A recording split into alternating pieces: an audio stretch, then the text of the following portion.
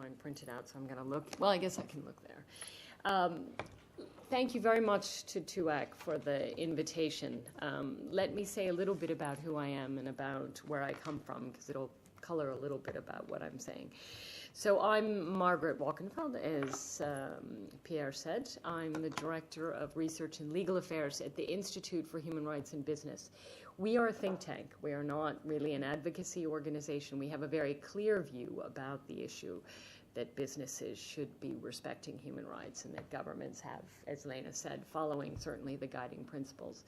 But we are a think tank, so we do what think tanks do, and we think a lot about things, we write reports, we do a lot of meetings, and we try to sit in the space, kind of in that space between government, civil society, business, and trade unions, and help bring together discussions on these issues.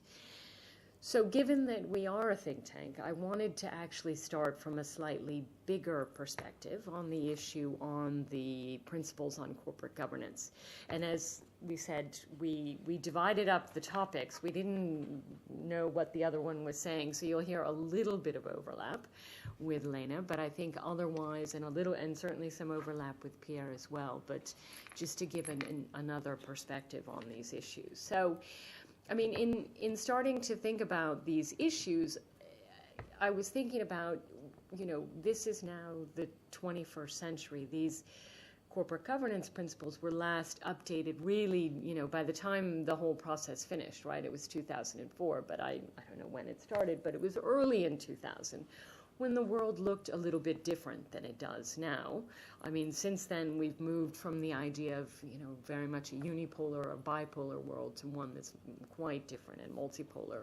We've had the financial crisis. I mean, I don't think I need to go through all this, but just to put a little bit in perspective what I'm going to say next in terms of thinking about a much broader and deeper analysis of risk. I think a much stronger move towards looking at stakeholders as a core part of discussions both on the government and on the business side.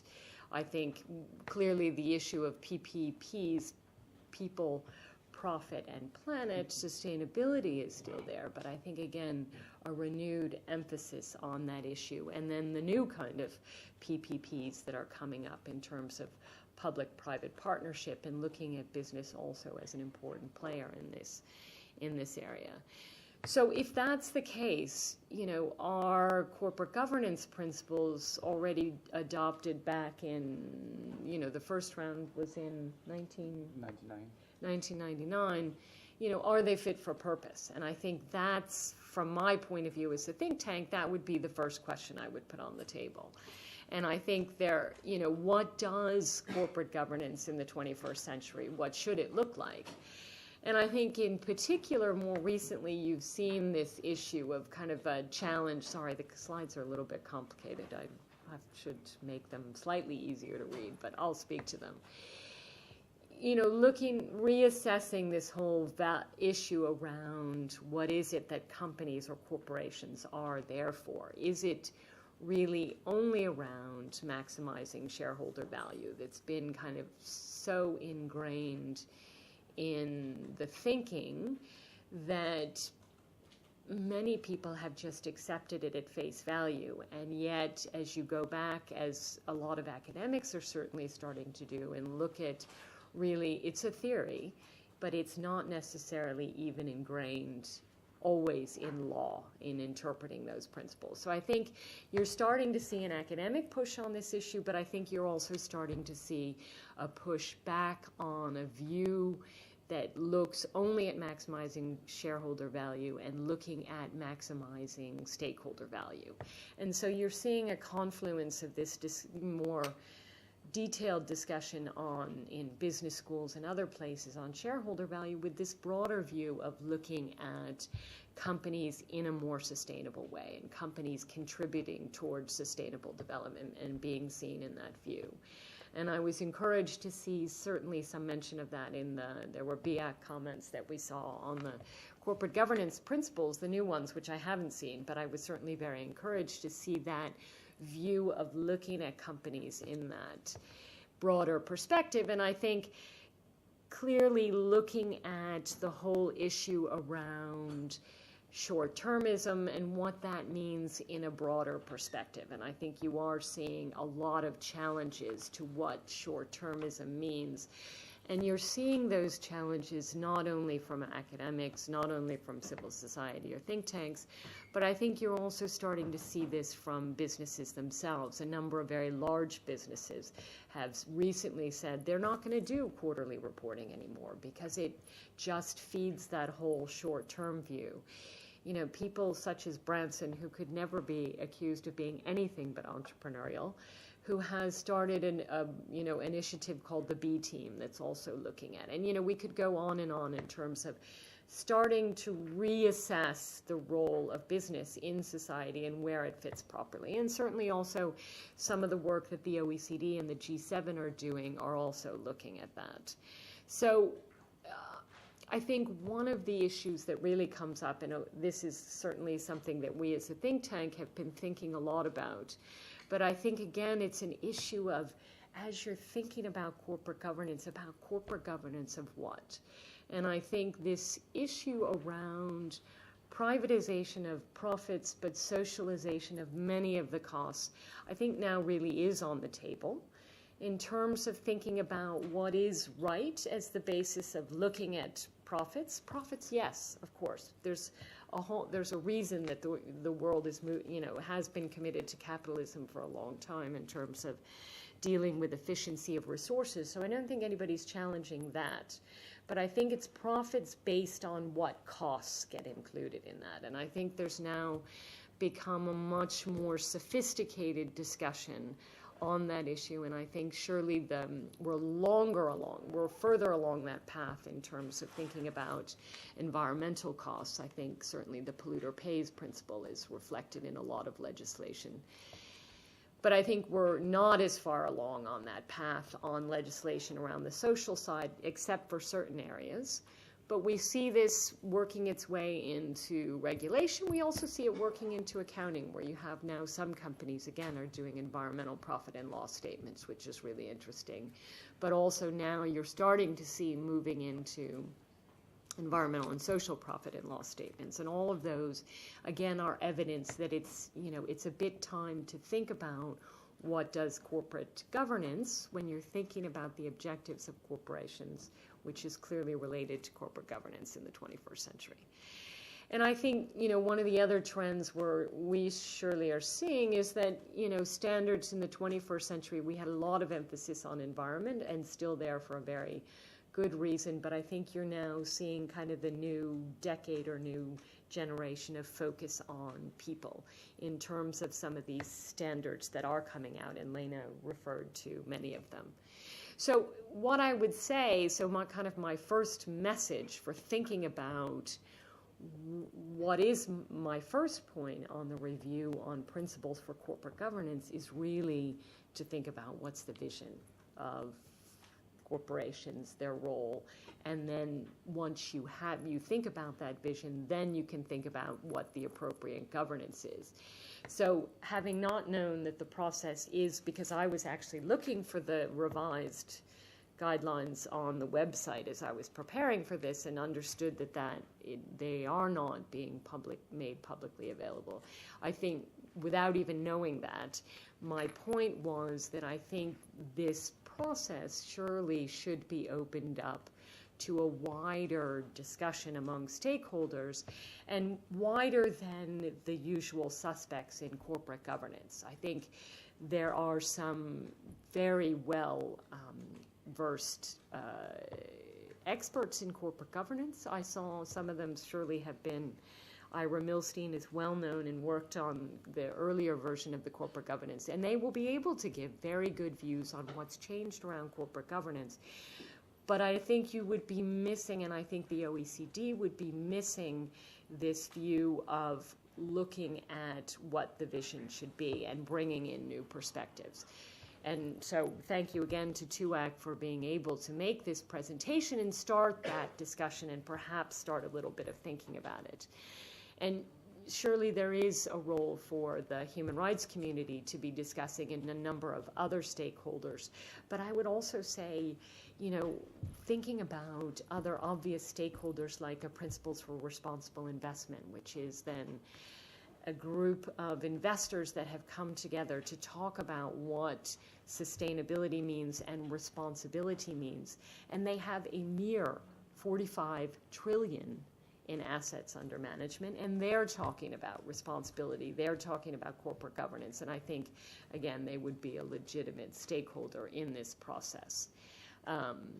So that's what I would say on vision. I did pick up one thing from the BIAC comments that I also thought was very important from a vision point of view, is I guess there was something in the text, which again we haven't seen, about the idea that corporate governance principles are only for large enterprises. And I think from a policy point of view, that is absolutely the wrong policy message to be sending. I think it is companies large and small, just as they need to be respecting human rights, and that's very ingrained, as Lena said, on the guiding principles. There's also need to be governed well, and I wouldn't see any possible principle, and again, there was a big analysis done for the guiding principles. I think it's a very legitimate question to what is the principle for excluding smaller enterprises from this. So I would just say on that point, very much aligned with BIAC's comments that said these principles should be for companies of all sizes. So that's on the vision, and I would again push very hard in saying that as a stakeholder, I think it would be very important to open this principles up for broader discussion and before the whole process is almost finished. So point 2, you have already heard about policy coherence. So I would just re-emphasize, as I think both have said, and again, we didn't coordinate our presentations, but I think we also, as at our institute, also deal with many parts of the house. It is a complicated house here at OECD, but it is one house. And I think you don't even have the excuse of not invented here syndrome. You've got some excellent pieces of work that have been done at OECD in other areas, and I don't then need to reemphasize the issue around the guidelines on multinational enterprises or on this issue of the role and responsibility of investors, which plays into this issue on shareholders. But I would also say I do think that some of the work, again, that OECD is doing on some of these broader issues around what is the role of the corporation, and clearly the action plan on BEPS, I would say I haven't followed it closely enough to know exactly what's coming out of it. But I think if there are pieces coming out of that process that can get reflected back into one area that it is very legitimate for boards to be looking at, I think surely tax is one of them. And again, that's a policy coherence issue with what's in the OECD guidelines. So what else? And again, thinking about this coherence with other pieces of work that the OECD is doing or other standards that the OECD clearly has supported, and clearly on human rights issues, ILO core conventions, the UN guiding principles. I think it makes a lot of sense.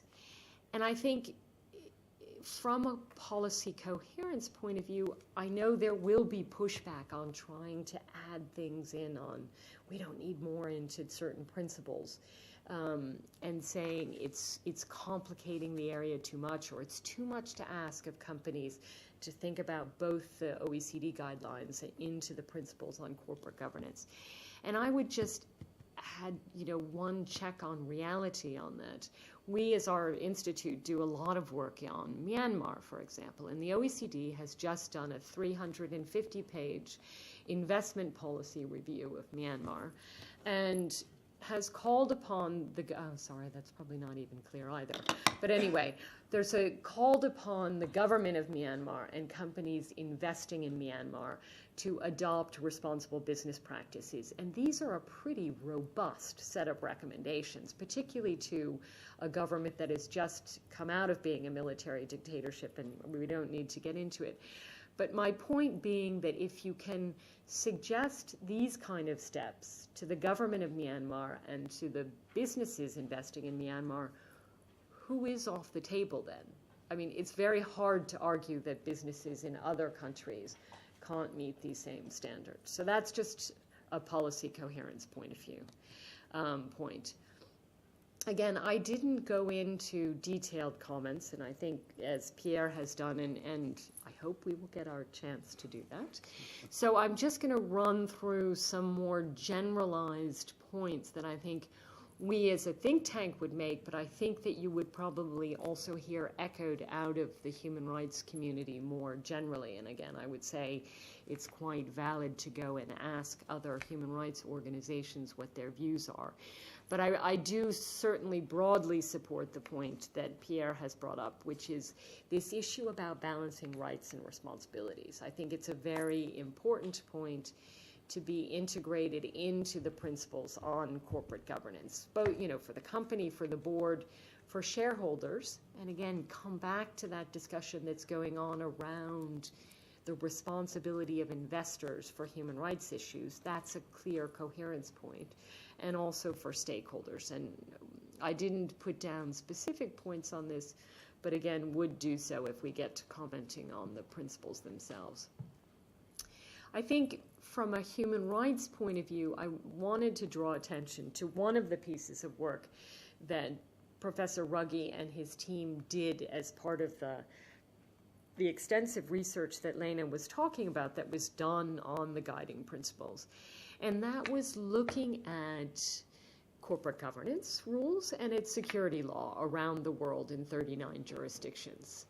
Now, you might think that's a bit odd as to why you would go look at securities law and corporate governance law when you're looking at human rights principles, but it was exactly, again, re-echoing this point about policy coherence for governments, thinking about governments should be aligning their approaches in terms of thinking about their own obligations on human rights and thinking about how those obligations get incorporated, not just into their very specific human rights laws, but into laws that go to the core of business.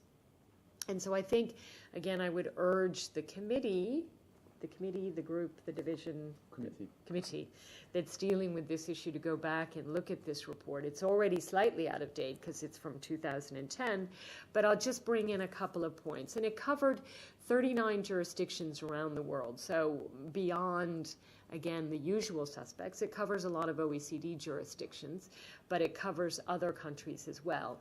And I think, you know, kind of the key point coming out of the study was that corporate law and securities law do intersect with human rights, and particularly where the impact on human rights may harm a company's short-term or long-term interests. Companies that don't deal with those issues well may risk non-compliance with a variety of rules promoting corporate governance, risk management, and market safeguards. And of course, some of this is on securities law. And it comes back to this point that Lena was raising, that this is not a law-free zone. A lot of this is grounded in legal requirements also for business, and I'll come to it in just a minute. But it also, so again, it's looking at the coherence of these issues, and I think these principles on corporate governance provide an opportunity to draw this together. So what did the study looked at? And it drew together very quickly, again, looking at some of these corporate governance models that you have out there in the world. And there's the shareholder approach, and I spoke about that in the beginning, that where companies, specifically it's written into the law that companies are to be, and directors, corporate or board of directors are to be aimed at maximizing shareholder value. And again, I talked about the challenges that are coming to that, and I think you're going to see countries starting to reevaluate this model. But already within the OECD, it's not all countries that have that approach to corporate governance. There are some countries that already have what's called a stakeholder approach to corporate governance, and the Netherlands, which I see is here, is one of them, where directors are instructed to act in the interest of the company, but in the broadest sense, combined with the interest of combining the interest of shareholders, but with others, employees, creditors, and society at large.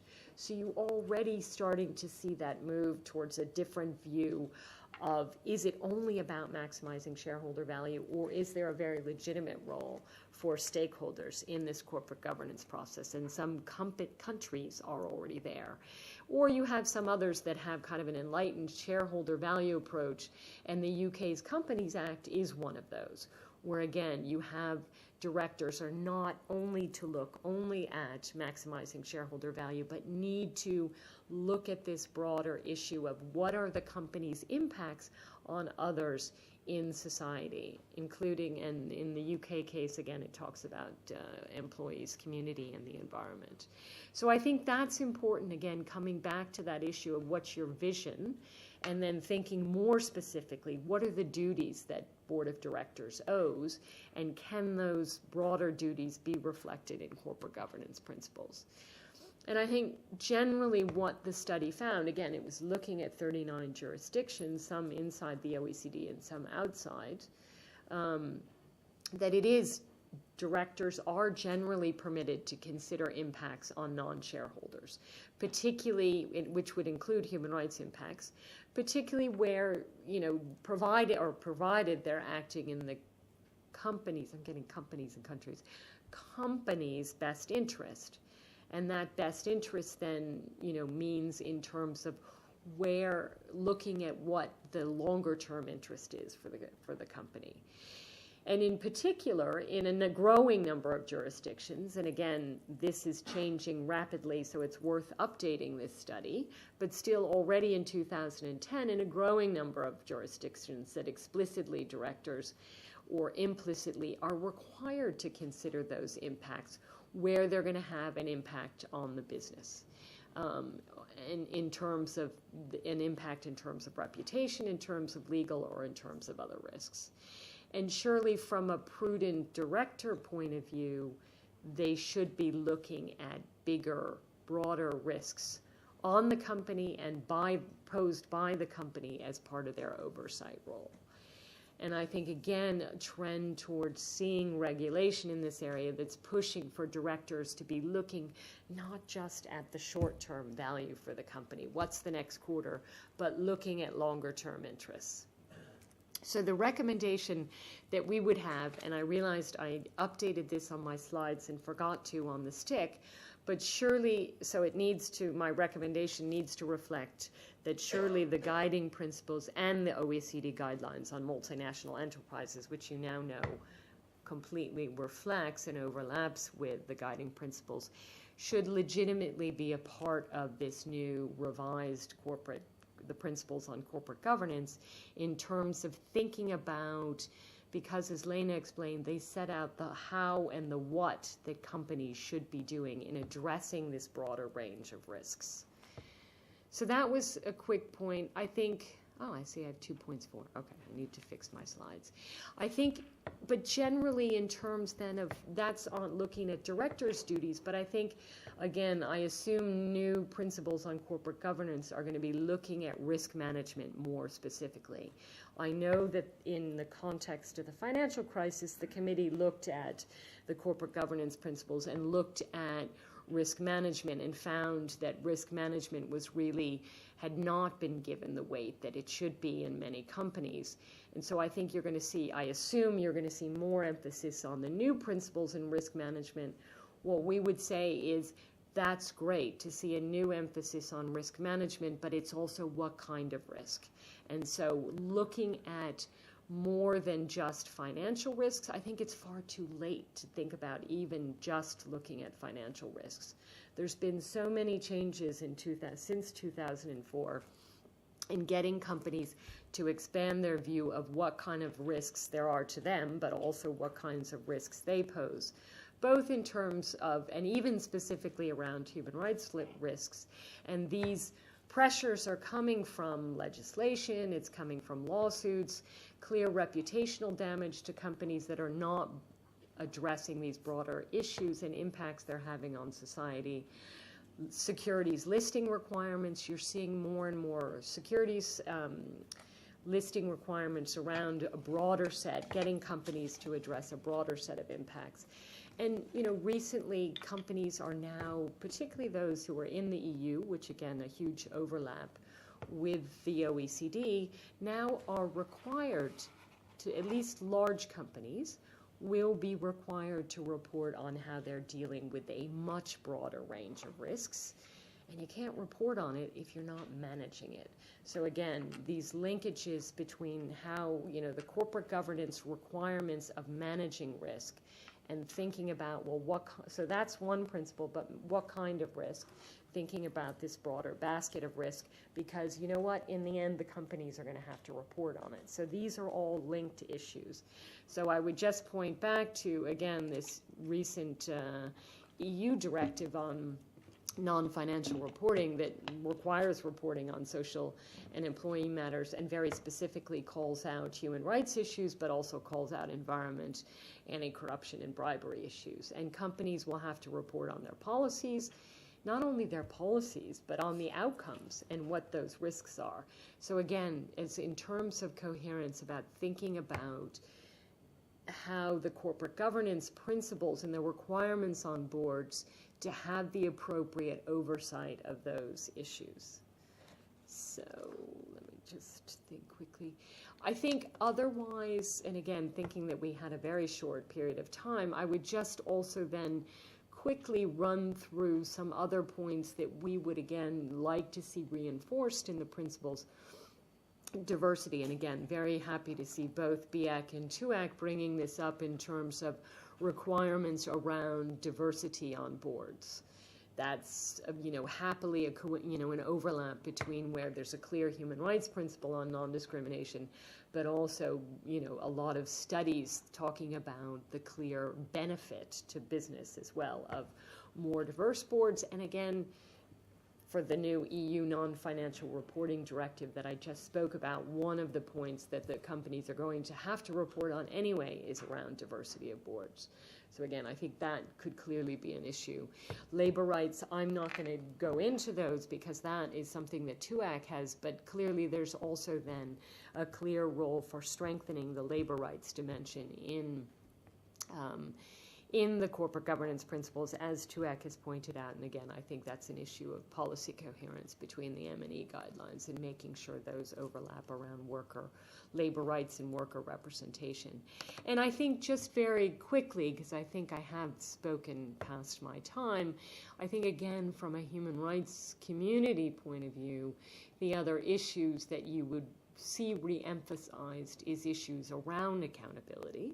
I think there has to be, in recognizing this, a clear role for both strengthening accountability of the board of directors for, again, thinking about this longer-term vision, but doing it in a smart way that's not overburdensome, but very clear from a principled point of view that accountability does need to be strengthened.